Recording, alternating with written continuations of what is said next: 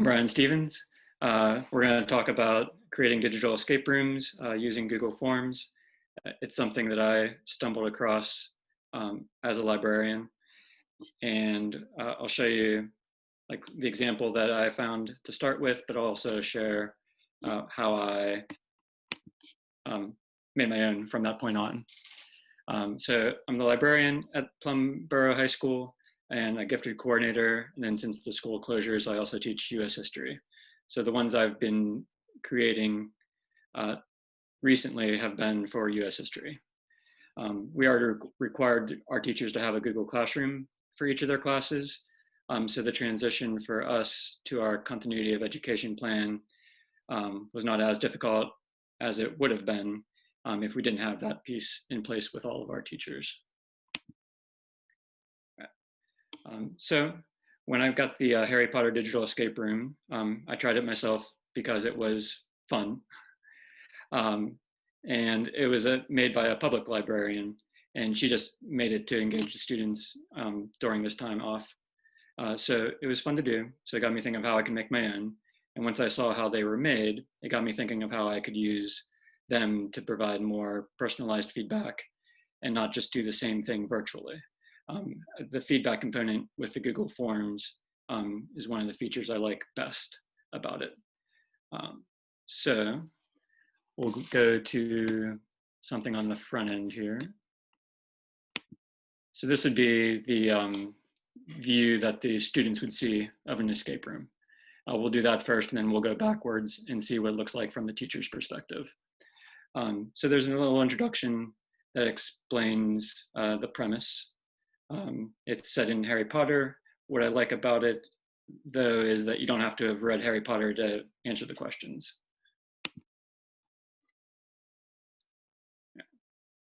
And so more of the setting, it's your first year at Hogwarts, you're with all the other new students, and then they lock you in a room.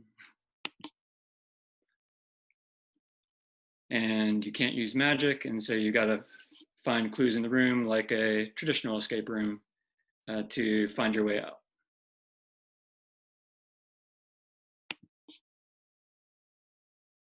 On the table, they describe you see a strange thin black rectangle that wizards aren't aware of, but they figure out how to open it up. And they have a made up message on the screen. That's one of the things that I used in some of my escape rooms.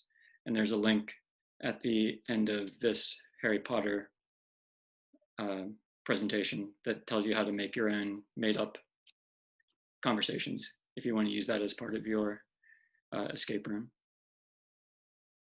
And some more clues. We won't dwell on solving them ourselves because I believe I remember most of the answers. Like, for example, I think this answer is 1700, but I'll show you a wrong answer just so you get an idea of what happens. Right. So it tells you you're wrong and makes you go back. So whether you hit the back button or the next button, you're going back to the previous, section.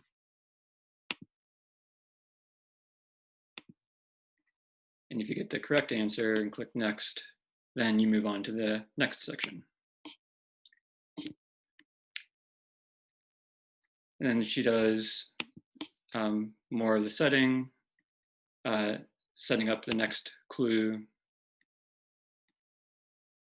And she also includes some links to help you do the calculations that need to be made.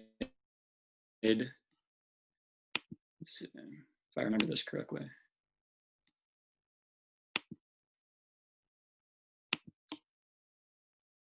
All right. And she found some clip art, and she also used some shots of her own. And I did the same thing with the ones that I created. Here's the next slide. And here are some things that I believe she found, because these would be more difficult to make. Let's see.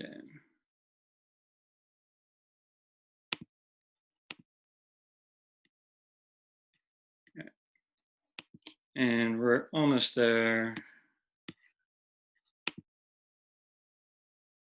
And one of the settings that I liked was Alcatraz, because she provides some, real history to go along with the setting, since Alcatraz is a real place outside of the world of Harry Potter.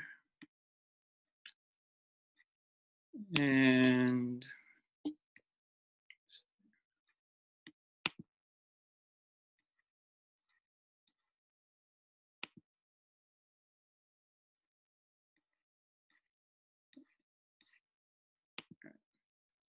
And I particularly like the wrong answer slide on this one.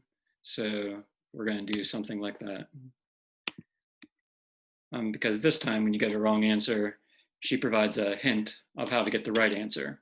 So depending on what you're teaching, a lot of my students, for example, are tempted to not read what they're supposed to read ahead of time and just try to answer the study guide, the escape room, without doing the work ahead of time. But this will sort of force them to at least look at the content that you want them to look at. So if they get it wrong, they have to look at the content, and it'll give them some of the clues. The previous map, for example, didn't have the names of the states on it. They just pointed to a state. And so this would identify the state that you're looking for. And if you didn't know the abbreviations for each state, which you also need to solve the clue, it gives that to you too. So for all of my wrong answer slides, I tend to show them something like that.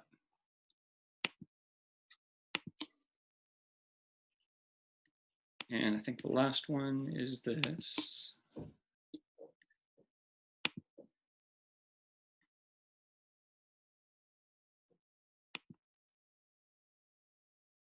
And yep, so that's the end. And there's a thank you, and then there's a little survey. We don't need to do that part, but one of the links takes you to, let me see here.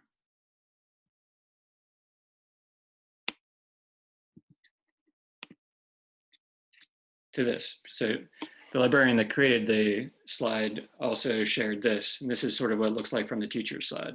So you get all the slides in one linear sequence. And this is the way I would recommend starting this, building one of your own. So you get all the settings, place, and then you get to the first question, for example. And here's the first question. The next slide I typically make is the wrong answer section. That way, the reason is the majority of the answers are wrong, and the majority of the answers would take you to the wrong answer slide. And there's an option for you to go to a slide based on the correct answer, and I'll show you that on one of mine. But then you only have to change. So this option would have a direction to go past the next slide to this slide. And if I'm not mistaken, yeah, all the other slides will be similar in nature. Some of the wrong slides just tell you you're wrong and make you go back. Some of the slides, like I point out with the maps, do some reteaching and sort of explain how to get the right answer. Bit of this is you could have more than one wrong slide for each wrong answer. So not only telling the student how to get it right, but also point out what they did wrong to get the certain wrong answer that they got. And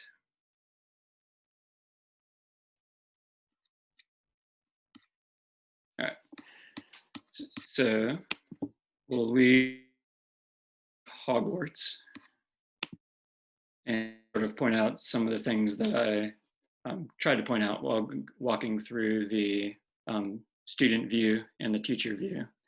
One of the things I think is most important is providing the constructive feedback for wrong answers. Since the questions are multiple choice, I sometimes create more options than she created, because you will get some students that will just guess, and think that's the easiest way to get through it. So instead of having 4 to 6 options, I started making mine with 12 options. And so on average, if they're just guessing, at least forces them to guess 6 times and forces them to look at the content I want to look at 6 times. And there's also an option to shuffle the responses so that it's not just try the first option, go back, try the second option, go back, try the third, but the first option is in a different place each time. And so it doesn't stump many students, but I've seen it stump at least one student who said she tried all of the options and nothing worked, and I had to explain to her that they're shuffled each time. So look at each answer, see what you did right or wrong, and eventually she got through it that way. Create questions that require multiple steps to answer is an option, so that you could weight the questions worth more than a point. So they have to solve a problem and then they have to select an answer, not just like select an answer. And fourth, provide the content on one section and the question on the following screen. So to give you an example of that, I'll go to one of the ones that I made for my history class. This would be the student view. Over here would be the teacher view.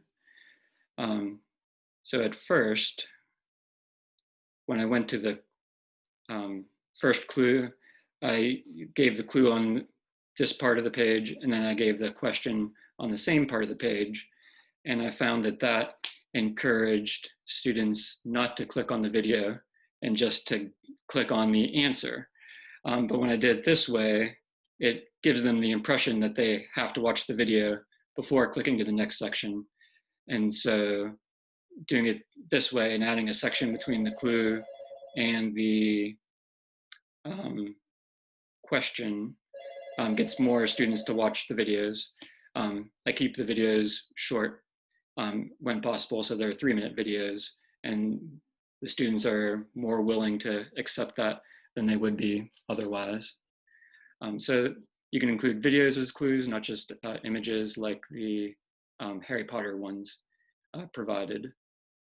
And then always provide some sort of clue. Like if they didn't know it was Jeff Bezos, at least you give them a hint. You don't give them the answer. They still have to know something about, at least it's a guy.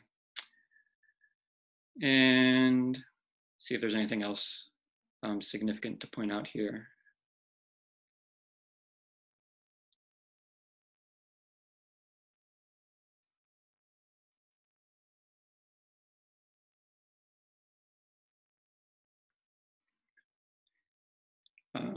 This is the Plum High School library. So the students get a kick out of little things like this, especially in our time off, to see something familiar.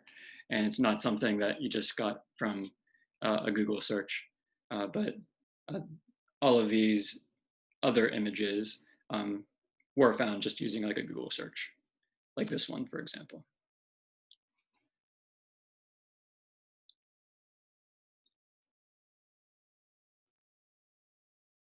And often I have the settings set for a reason, although sometimes I just have settings that I find interesting, so similar to what she did with the Alcatraz. It didn't really serve a purpose in the plot. It was just an interesting place to set it. Let's see.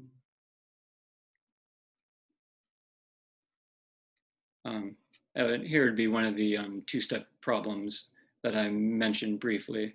So one is they have to find an answer. I think the first time I used this was a chapter before this in the 1980s when they were talking about some like Russian terms that were common because of the Cold War. So like the answer was glasnost, but they didn't, and what glasnost meant. So they had to translate glasnost using Morse code. So that was like the first step, but then glasnost wasn't one of the options I gave. Glasnost, the definition for glasnost, openness, was the definition that I gave. So there's just like 2 steps for a problem like this.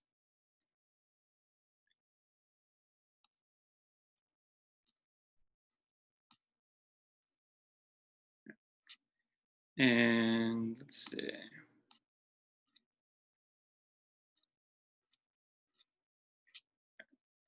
So some of the things I mentioned will go here as if I was creating it or editing it. Right. So when you make all your options, it'll look something like this. One thing you may have to do the first time you're creating your own is to click on the three dots in the bottom right. And I have this as part of my slides coming up later. And you'd click the go to section. Let's see.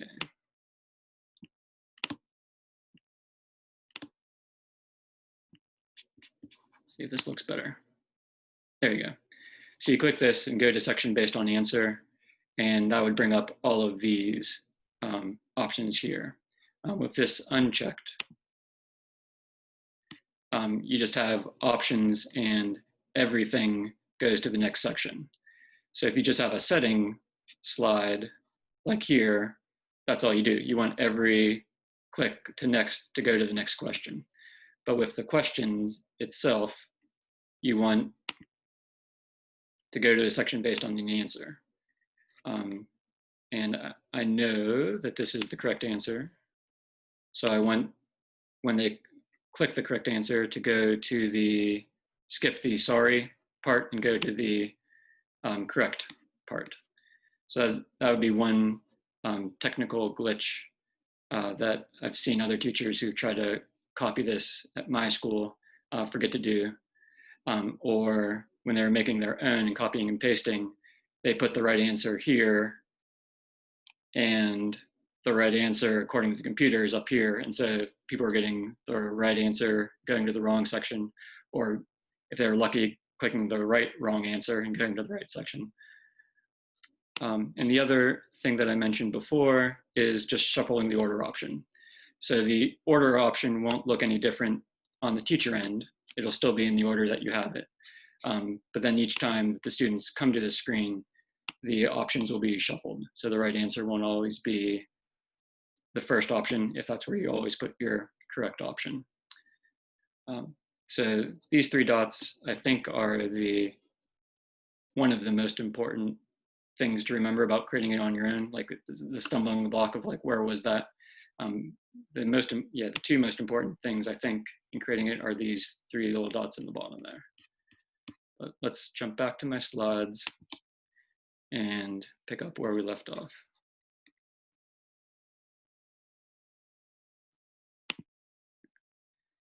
So practical tips. I do make all of the sections first. So like I have, I don't have the idea in my head, I have it like on a piece of paper of how many questions I'm going to ask. And I figure out how many slides that's going to take to ask the questions or to give the clues and to give wrong answers. And so I have like a little architecture on scratch paper of like how the slides are going to look from top to bottom. Then I set each question section to the correct go to section based on answer. So while I'm making them, everything's just going to the next section. Once everything's in place, then I go back to each question and make sure each question's correct answer is going to the correct slide that I want it to go to. And then I would set each sorry section to go back to the previous section, because by default, each sorry section, like wrong answer section, is going to the next slide, and you don't want it to go to the next slide. You want it to go back to the previous section, or you can make it go back more than one section if you wanted, especially if your section had a clue on one slide and the question on a second slide. You would want your sorry slide to go back 2 slides to the first clue so they can see the clue again in addition to the hint that you may have given them on the sorry slide, and then go back to the question itself. Some students will figure out that if they click the back button instead of the next button, that'll just take them back to the question and they can just guess on the question if that's the strategy that they're going to go for, whichever they think may or may not be more or less work.